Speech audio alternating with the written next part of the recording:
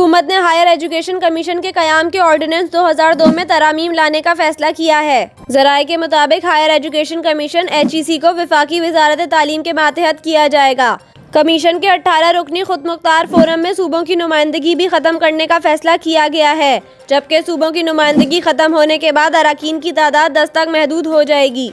ज़राए के मुताबिक HEC में एग्जीक्यूटिव डायरेक्टर की तैनाती अरकान कमीशन के बजाय वफाकी हुकूमत करेगी। तरमीम से चेयरमैन HEC की मुद्दत मुलाजमत 4 साल से कम करके 2 साल करने का भी फैसला किया गया है। ज़राए के मुताबिक वफाकी वज़ीर तालीम कारकर्दगी पर अदम इत्मीनान पर चेयरमैन को किसी भी वक्त सबकदोश कर सकेंगे।